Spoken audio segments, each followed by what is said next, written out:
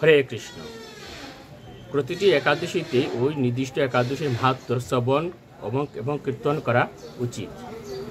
আমি এখন আপনাদেরকে কামদা একাদশী মাহাত্ম্য পাঠ করে শোনাচ্ছি। কামদা একাদশী চৈত্র মাসের শুক্লপক্ষের কামদা একাদশী ব্রত মাহাত্ম্য বরাহ পুরাণে বর্ণিত হয়েছে।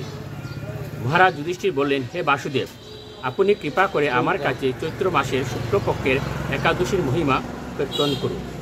শ্রীকৃষ্ণ বললেন, হে মহারাজ, এই একাদশী ব্রত সম্পর্কে এক বিচিত্র কাহিনী বর্ণনা করছি।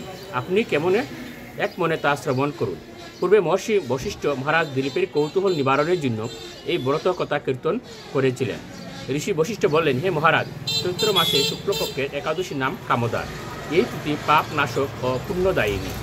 পূর্বকালে মনোরম নাগপুরে স্বর্ণ নির্মিত গৃহে বিষধর নাগেরা বাস করত। তাদের রাজা ছিল পুণ্ডরীক। গন্ধর্ব, কিন্নর ও অপ্সরাদের দ্বারা তিনি সেবিত হতেন।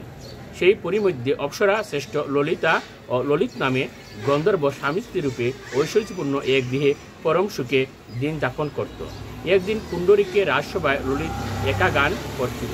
এমন সময় ললিতার কথা তার মনে পড়ল। ফলে সঙ্গীতের স্বর, লয়, তাল মানের বিপর্যয় ঘটল। কর্কটক নামে এক নাগ ললিতের মনোভাব বুঝতে পারল।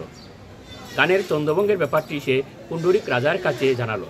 তা শুনে সর্পরাজ ক্রুদ্ধভরে কামাতুর ললিতকে, রে দুর্মতি, তুমি রাক্ষস হও বলে অভিশাপ দান করল। সঙ্গে সঙ্গে সেই ললিত ভয়ঙ্কর রাক্ষস মূর্তি ধারণ করল। তার 10 যোজন বিস্তৃত, মুখ পর্বত গুহাতুল্য, চোখ দুটি প্রজ্বলিত আগুনের মতো, ঊর্ধ্বে 8 যোজন বিস্তৃত প্রকাণ্ড এক শরীর সে লাভ করল।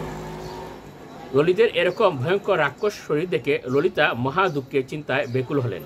স্বেচ্ছাচারী রাক্ষস ললিত দুর্গম বনে গমন করতে লাগল। ললিতা কিন্তু তার সঙ্গ ত্যাগ করল না। ললিত নির্দয়ভাবে মানুষ ভক্ষণ করত। এই পাপের ফলে তার মনে বিন্দুমাত্র শান্তি ছিল না। পতি সেই দুরবস্থা দেখে ব্যতীত চিত্তে রুদন করতে করতে ললিতা গভীর বনে প্রবেশ করল। একদিন ললিতা বিন্ধ্য পর্বতে উপস্থিত হল। সেখানে ঋষি শৃঙ্গ মুনির আশ্রম দর্শন করে মুনির কাছে হাজির হলো। তার চরণে প্রণাম করে সেখানে দাঁড়িয়ে রইল। মুনিবর জিজ্ঞাসা করলেন, হে সুন্দরী, তুমি কে, কার কন্যা, কি কারণেই বা এই গভীর বনে এসেছ, তা সত্য করে বলো। তদুত্তরে ললিতা বলল, হে প্রভু, আমি বীরদন্যা গন্ধর্বের কন্যা। আমার নাম ললিতা। আমি পতির পিশাচত্ব দূর হয় এমন কোনো উপায় জানবার জন্য এখানে এসেছি। তখন ঋষি বললেন, চৈত্র মাসে শুক্লপক্ষের কামদা নামে যে একাদশী আছে, তুমি সেই ব্রত যথাবিধি পালন করো। এই ব্রতের পুণ্যফল তোমার স্বামীকে অর্পণ করলে তৎক্ষণাৎ তার সমস্ত পাপ বিনষ্ট হবে। বশিষ্ঠ ঋষি বললেন, হে মহারাজ দিলীপ, মুনির কথা শুনে ললিতা আনন্দ সহকারে কামদা একাদশী পালন করল। তারপর ব্রাহ্মণ ও বাসুদেবের সামনে পতির উদ্ধারের জন্য আমি যে কামদা একাদশী ব্রত পালন করেছি তার সমস্ত ফল আমার পতির উদ্দেশ্যে অর্পণ করলাম। এই পুণ্যের প্রভাবে তার পিশাচত্ব দূর হোক। এই কথা উচ্চারণ মাত্রই ললিত শাপমুক্ত হয়ে দিব্যদেহ প্রাপ্ত হল। পুনরায় গন্ধর্ব দেহ লাভ করে ললিতার সাথে সে মিলিত হল। তারা বিমান করে গন্ধর্ব লোকে গমন করল। এ মহারাজ দিলীপ, এই ব্রত যত্ন সহকারে সকলেরই পালন করা উচিত এবং কর্তব্য। এই ব্রত মর্মহত্যা, পাপ বিনাশক এবং পিশাচত্ব মোচনকারী। এই ব্রত কথা শ্রদ্ধাপূর্বক পাঠ ও শ্রবণে বাজপেয় যজ্ঞের ফল লাভ হয়।